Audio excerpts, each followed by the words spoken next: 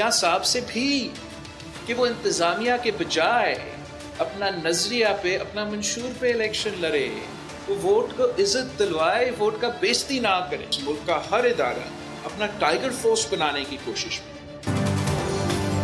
मियाँ साहब से मुतालबा है कि अपना नजरिया और मंशूर दे। मियाँ साहब वोट की इज्जत कराएं, वोट की बेइज्जती ना करें। मियाँ साहब इंतजामिया की मदद के बजाय खुद इलेक्शन लड़ें। Chairman people's party Bilawal Bhutto का कहना है, हम हर पिच पर खेलना जानते हैं, 8 फरवरी को अच्छा सरप्राइज देंगे। हम जानते हैं कि इलेक्शन कैसे लड़ना और जीतना है।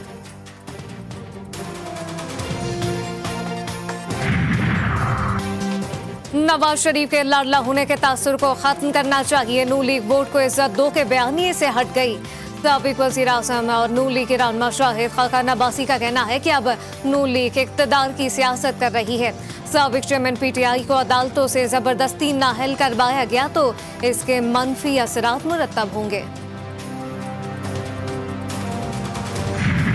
पाकिस्तान तहरीक इंसाफ के इंट्रा पार्टी इंतखाबात, बैरिस्टर गौहर अली बिला मुकाबला पार्टी चेयरमैन मुंतखब हो गए। उमर अय्यूब मरकजी जनरल सेक्रेटरी, अली अमीन गंडापुर खैबर पख्तूनख्वा और डॉक्टर यास्मीन राशिद पंजाब की सदर मुंतखब।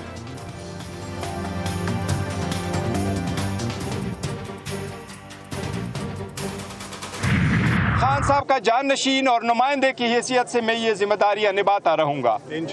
175 पार्टी में से किसी की इलेक्शन को ऐसा नहीं देखा गया जिस तरीके से हमारा इलेक्शन देखा गया। आइंदा भी वही फैसला होगा जो साबिक चेयरमैन पीटीआई करेंगे। साबिक चेयरमैन पीटीआई के जाननशीन की हैसियत से जिम्मेदारियां निभाता रहूंगा। नामुंतखब चेयरमैन पीटीआई बैरिस्टर गौहर का कहना था कि आज भी हमारी लीडरशिप अंडरग्राउंड है।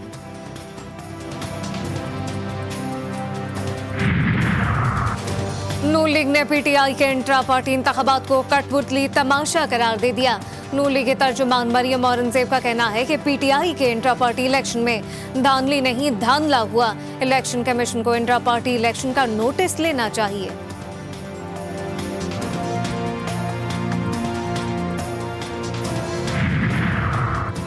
तहरीक इंसाफ की बुनियाद धांधली पर रखी गई। इंट्रा पार्टी इलेक्शन पर सवालिया निशान है।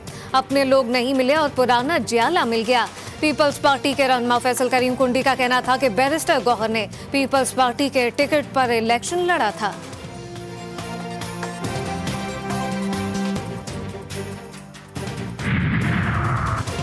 आज जो कुछ हुआ ये जमहूरियत के नाम पर नाटक हुआ। पीटीआई में निगरान चेयरमैन का कहीं से का नहीं। जस्टिस वजीउद्दीन की बात मानने के बजाय पीटीआई नया इलेक्शन कमिश्नर ले आई।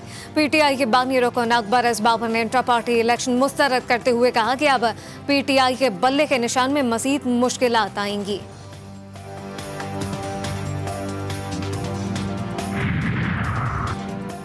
साफर केस की समाअत बगैर कार्रवाई के मुलतवी। ऑफिशियल सीक्रेट एक्ट की खुसूसी अदालत के जज अबुल हसन जुल्करनैन ने अडियाला जेल में साफर केस की समाअत की। साबिक वज़ीर आज़म मुशर्रफ शाह महमूद कुरैशी ने कमरा अदालत में हाजिरी लगाई। केस की समाअत बगैर कार्रवाई के 4 दिसंबर तक मुलतवी।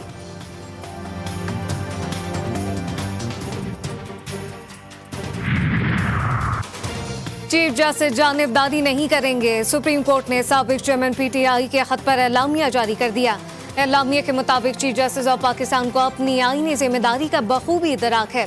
सब लोग यकीन रखें कि उन पर ना दबाव डाला जा सकता है और ना ही वो जानिबदारी करेंगे।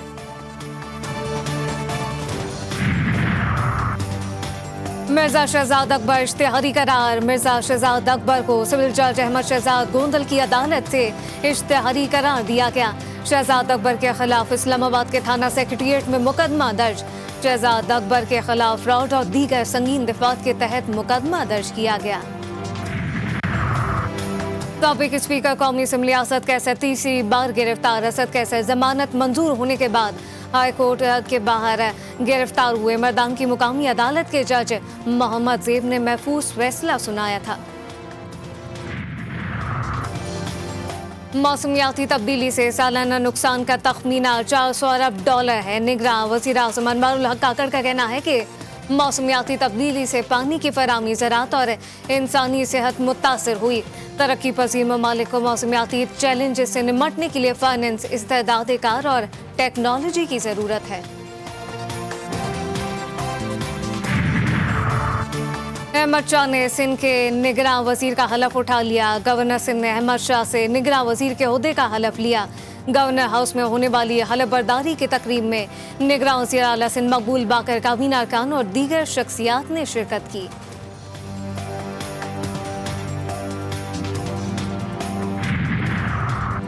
कौम की हिमायत से दुश्मन के मज़मूम मकासद नाकाम बनाएंगे। पाक फौज हर किस्म की मुश्किलात और चैलेंजेस का मुकाबला करने के लिए तैयार। Army chief general Syed Asim Munir का खैरपुर टामियावाला में खिताब, जवानों की ऑपरेशनल तैयारियों और सलाहियतों की तारीफ।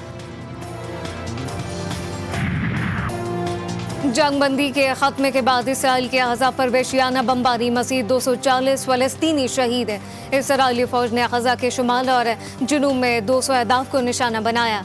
गजा में अस्पतालों के मनासिर भी खौफनाक फिल्मों जैसे लगने लगे। इसराइल के ताज़ा हमलों से लगता है कि दोबारा बच्चों के कत्लेआम की मंजूरी दे दी गई। गजा पर इसराइली हमलों के जवाब में हमास ने भी इसराइली शहरियों पर दर्जनों जवाबी रॉकेट हमले किए, जिसके बायस तेल अवीव में भी सायरन बज उठे।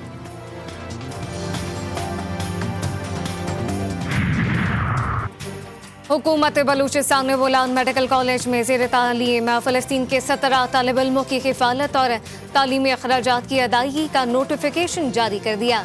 नोटिफिकेशन के मुताबिक BMC के 17 फ़लस्तीनी तालिब इल्मों की ट्यूशन फीस माफ, माहाना 10,000 हॉस्टल फीस और 25,000 रुपये किफ़ालत के लिए दिए जाएंगे। फैसलाबाद में मोटरवे पुलिस की बड़ी कार्रवाई, मोटरवे M4 और 5 पर असले की स्मगलिंग की कोशिश नाकाम। गाड़ी से 14 SMGs, 11 पिस्तौल और 7,000 गोलियां बरामद। पंजाब के मुख्तलिफ शहरों में धुंध, लाहौर, शेखपुरा, फैसलाबाद से सादिकाबाद तक धुंध ही धुंध छा गई। हादसात में 4 मुसाफिर जान बहक और 3 जख्मी।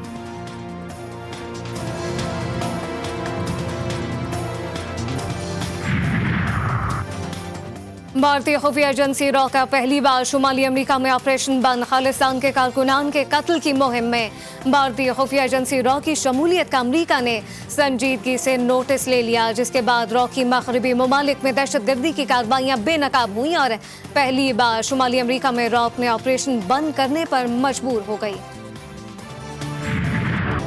Art council of Pakistan Karachi में आलमी उर्दू कॉन्फ्रेंस ने फनकारों के लिए नए रास्ते खोल दिए। कॉन्फ्रेंस के तीसरे रोज नौजवानों की लाइव पेंटिंग फनपारों को देखकर शुरा हैरान रह गए। पटियारी में सिंधी सकाफत का दिन मनाने के लिए तैयारियां भरपूर तरीके से जारी। लोग टोपी और अजरा खरीदने में मसरूफ। और मुत्तहदा अरब अमीरात कौमी दिन पर पाकिस्तान दोस्ती पर नया खूबसूरत गाना जारी। गाने के खूबसूरत बोल पाकिस्तान और मुत्तहदा अरब अमीरात की दोस्ती के अक्कास।